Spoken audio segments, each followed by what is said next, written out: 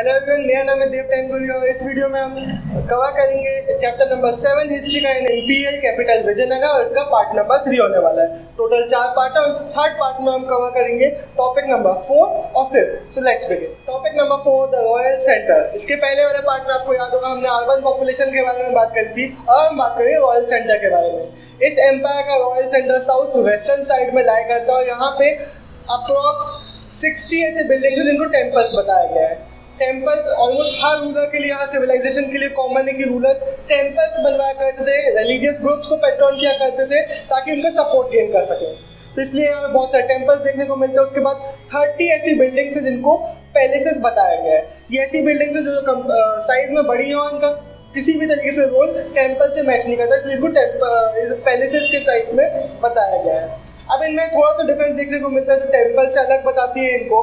जो टेम्पल्स थे वो कम्प्लीटली स्टोन वगैरह से बनवाए जाते थे, वाइल ये बिल्डिंग्स पेरिशेबल मटेरियल यानी कि ऐसे मटेरियल जो टाइम के साथ खराब हो जाते हैं इन मटेरियल से बनवाए गए थे। जनरली जो भी बिल्डिंग होती थी उनको उनके फंक्शन के हिसाब से नाम दे दिया जाता था, लेकिन यहाँ पे एक बिल्डिंग आती है किंग्स पैलेस जहाँ पे किसी भी साइन नहीं मिलते हैं वहाँ पे रॉयल रेसिडेंस का।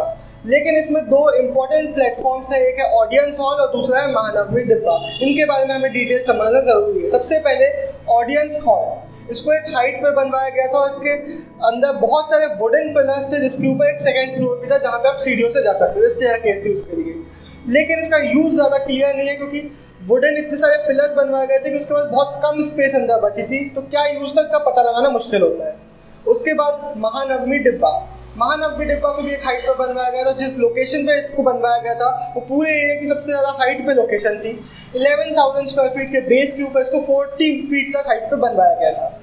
एक फेस्टिवल आप सभी ने सुना होगा, सितंबर अक्टूबर के मंथ्स में ये फेस्टिवल आता है, दशहरा। कुछ जगहों पे इसको दुर्गा पूजा, महानवमी या नवरात्रि भी बोला जाता है।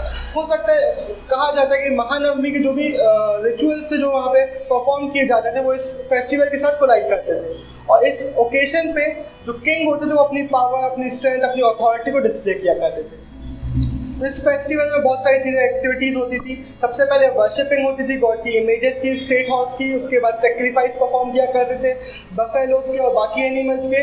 उसके बाद डांसिंग, रेसलिंग हुआ करते थे और जुलूस निकाला जाता था जहाँ पे हॉर्सेस, एलिफेंट्स, सोल्जर्स और चैरियट्स को सजा दिया जाता था। उसके बाद उनका जुलूस निकालते थे और एक डीप सिम्बॉलिक मैसेज को रिप्रेजेंट करते थे। इस फंक्शंस को अटेंड करने के लिए किंग आता था, नायक्स आते थे और उनके कुछ इन्वाइटेड गेस्ट आते थे यानी कि दूसरे किंग्स को भी इनवाइट किया जाता था और बहुत ग्रैंड फंक्शन अटेंड किए जाते थे। इस 10 डे फेस्टिवल के 10th यानी कि लास्ट डे पे जो किंग होता था वो अपनी आर्मी को और अपने नायक्स की आर्मी को इंस्पेक्ट किया करता था।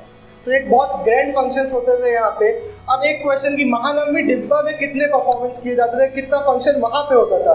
तो मे बी जो 9th डे होता है, जो इम्पोर्टेंट डे, वहाँ के जो फंक्शंस होते थे वो यहाँ पे किए जाते थे। लेकिन इतने सारे फंक्शंस आर्कियोलॉजिस्ट सजेस्ट करते हैं कि इस जगह पे नहीं हो सकते क्योंकि ये जहाँ पे बनाया गया है उसके आसपास इतनी ओपन फील्ड्स नहीं है, उतनी अच्छी लोकेशन नहीं है कि आप यहाँ पे इंस्पेक्शन कर सको, परफॉर्मेंसेस कर सको। इसलिए मोस्टली जो फंक्शंस थे वो किसी और जगह पे होते थे। अब हमारा अगला सब टॉपिक है other buildings in the royal centre. इसमें हम 2 बिल्डिंग्स के बारे में बात करेंगे, एक लोटस महल और दूसरा हजार राम टेम्पल। स्टार्ट करते हैं लोटस महल के साथ।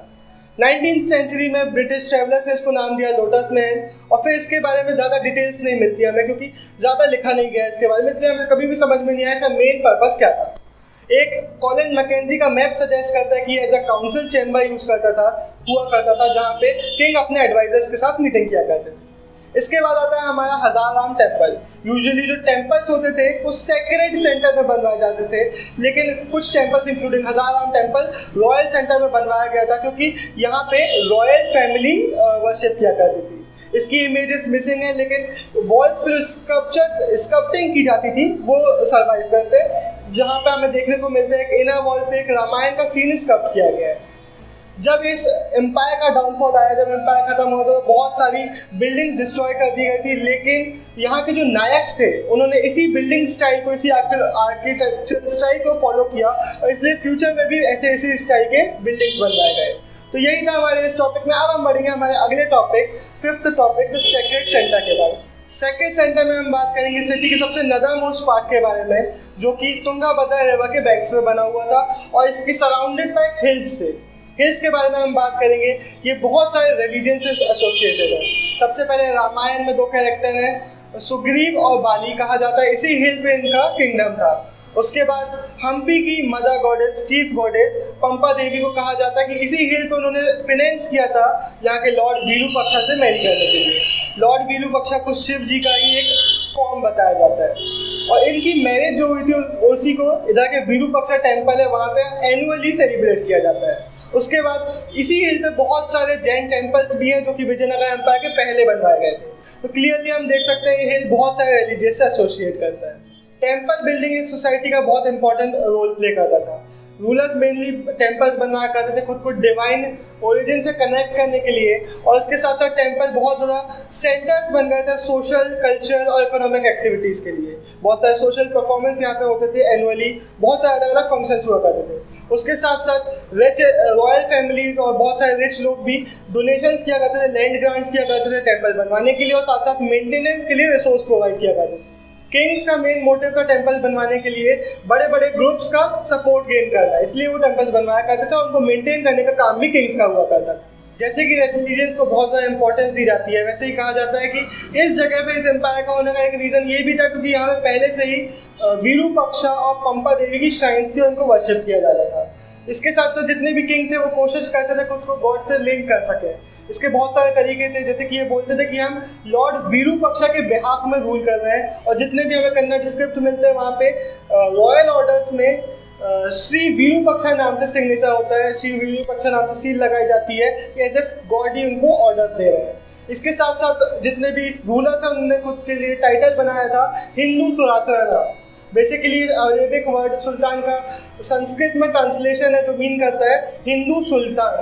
तो बेसिकली ये कुछ तरीके थे कि खुद को गॉड से लिंक करने की कोशिश किया करते थे जितने भी किंग्स होते थे ये लोग। इसके साथ साथ किंग्स ने अपने जो टेम्पल्स थे वहाँ पे पोर्ट्रेट्स लगाना चालू कर दिए और जो भी विजिट करते थे जब भी ये लोग उसको बहुत इंपॉर्टेंट विजिट्स बताया करते थे, नायक्स को अपने साथ लेके जाते थे और इस तरीके से इन्होंने स्टार्ट किया पुराने ट्रेडिशंस को फॉलो करना, उसको अपने अपने पीरियड में डेवलप करते गए। अब इसके साथ हमें नए आर्किटेक्चरल स्टाइल देखने को मिले थे टेम्पल्स के अराउंड, गोपुरम्स और मंडप्स जो सबसे बड़ा एग्जांपल है इन आर्किटेक्चरल स्टाइल्स का। बेसिकली ये रॉयल पावर और रॉयल अथॉरिटी दिखाने के लिए यूज़ कर रहे थे किंग्स।